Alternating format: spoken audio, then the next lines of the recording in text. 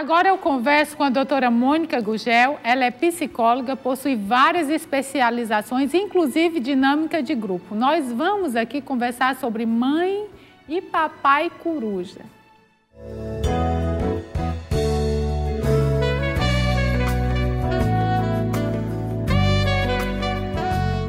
Doutora Mônica, é um prazer recebê-la novamente. Muito obrigada pela presença. Muito obrigada a vocês pelo convite, né? Pela mais uma vez eu estar aqui com vocês nesse programa maravilhoso. Doutora, por que para alguns pais é tão difícil entender que os filhos cresceram? É tão difícil porque a gente gera uma pessoa e a gente pensa que aquela pessoa é nossa. E como a posse, nós temos a posse como se fosse um objeto, a gente não percebe que há um processo e há um crescimento. Tudo passa, principalmente as idades, né?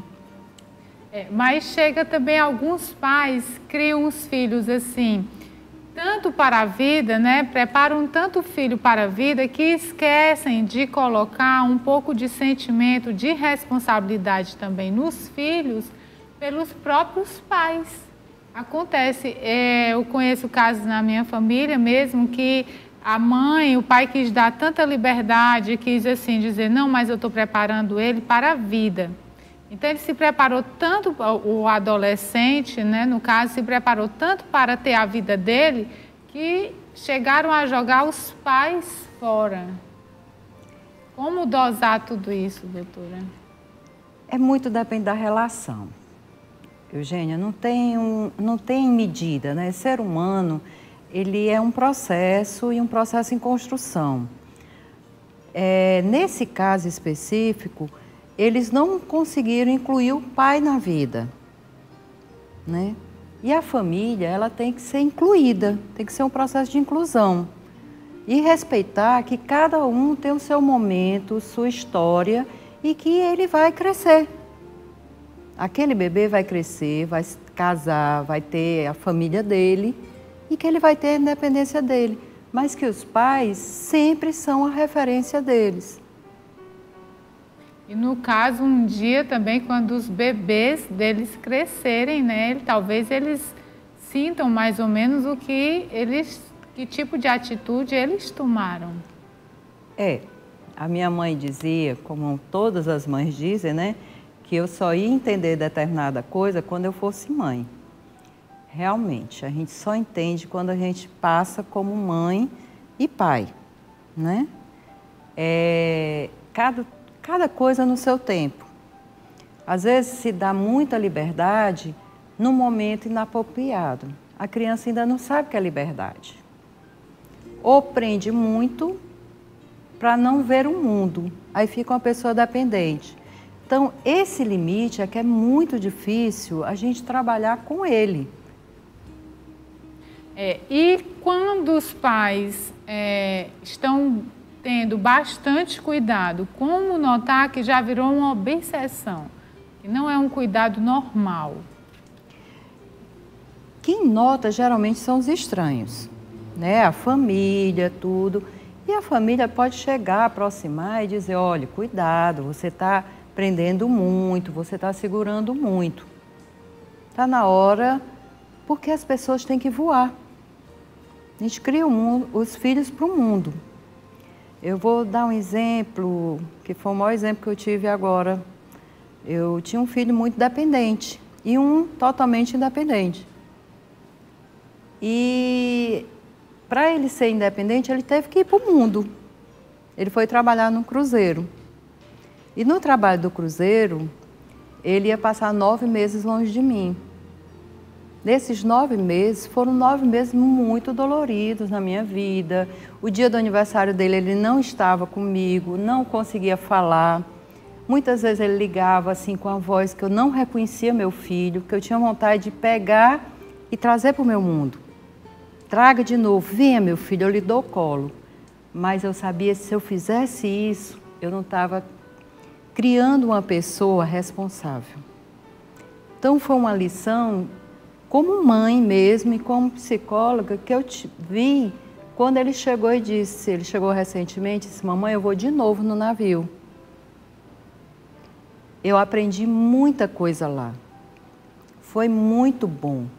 Obrigada por ter me incentivado. Isso é muito bom, mas muitos pais criam os filhos bem presos, bem trancados. E quando chega a adolescência, a pessoa ainda não teve tanta experiência, foi criado muito preso, Como essa criança pode sair de casa e ter certas liberdades se não foram preparadas? Como o pai prepara um filho para voar, doutora? Olha, são pequenos passos que você faz todo dia. É a confiança, né? É a confiança, é os valores que você passa para essa criança. Você tem que passar valores certos. Meu filho, use o cinto de segurança e você use o cinto de segurança. Meu filho, não minta. Não minta também para o seu filho. Não prometa coisas que você não pode cumprir, né? Com isso, mesmo que você esteja protegendo essa pessoa, mas comece a soltar ela andar de ônibus, ela vir sozinha do colégio, ela começa a andar, porque ela não vai viver, o pai e a mãe não vão viver a vida toda. Não vão viver para sempre, então tem que dar condições ao filho viver, né? Doutor, e o que pode fazer para esses pais tomarem outro rumo e deixarem de ser super protetores, deixarem de ter tantos cuidados excessivos? Saber que eles são mortais. Nós somos mortais. Ter essa consciência que é da transição, que a vida é um processo de transição, é uma grande lição. Saber que você vai estar ali e eu tenho que curtir aquele momento, eu tenho que viver cada momento da minha vida como se fosse único, né? E começar a lhe dar liberdade, porque a pessoa que não dá liberdade é aquela pessoa que não tem a liberdade. Chega a oprimir, não é? Com certeza. E qual a idade que os pais devem deixar mais de lado na faixa de adolescente, por exemplo? Algumas coisas devem relevar, dar mais espaço, qual a idade ideal? Olha, aproximadamente depois dos 14 anos, é bom dar certas responsabilidades. Fazer ele ir para o supermercado, comprar alguma coisa, ir pagar uma conta no banco, começar a dar pequenas tarefas que ele possa fazer, que ele saiba trabalhar com o dinheiro dele, porque uma coisa, o consumismo é muito grande entre as crianças, né, hoje em dia, mas saber que aquela conta justa, o dinheiro, o orçamento dele, aprenda a trabalhar com o seu orçamento, né? A mesada é um aprendizado e é uma liberdade do dinheiro que ele tem. Foi muito bem colocado isso aí, porque chega a ser uma liberdade e ao mesmo tempo ele vai tomando pé na responsabilidade. Sair para pagar uma conta dos pais, né, numa farmácia, num banco, isso aí vai trazendo responsabilidade e conscientização do papel de um cidadão para aquele indivíduo que outro dia era uma criancinha. Mas existe pais que não deixam os filhos crescerem nunca. Tem homens dentro de casa com 30 anos que ainda é o neném da mamãe, o neném do papai e não podem casar. O que a senhora tem a dizer disso? É difícil a gente ver o filho da gente adulto, né? É difícil, nós sabemos, nós temos filhos adultos. Mas é um processo de construção, né? É construir um lar, como na própria Evangelho diz, em cima da rocha. Se você criou uma família na rocha, alicerçada na rocha, com princípios, com valores, e aquelas pessoas, mesmo que caiam em algum erro, né, que sejam filhos pródigos, mas que acreditem no seu filho, que ele tem potencial para voar e voltar para casa. E ver que um dia a pessoa não vai estar mais aqui, que vai deixar um vazio numa vida de uma pessoa que, no fundo, foi usada, Né? Porque a mãe e o pai amam tanto que a pessoa não tem vida própria. Não. Fica vivendo a vida do pai e da mãe para sempre, e isso é errado. Com certeza. Doutora, e como a pessoa pode estabelecer limites para os filhos, no caso dos adolescentes agora, sem invadir a privacidade deles? É construindo desde criança o diálogo. Nada melhor do que o diálogo, nada melhor do que a amizade. Apesar que nós sabemos que na adolescência, a criança, o adolescente vai ouvir mais os amigos, né? A liberdade que ele está. Mas se você construir uma amizade, em bases verdadeiras, sólidas, você sabe quem é seu filho e ele sabe que pode confiar.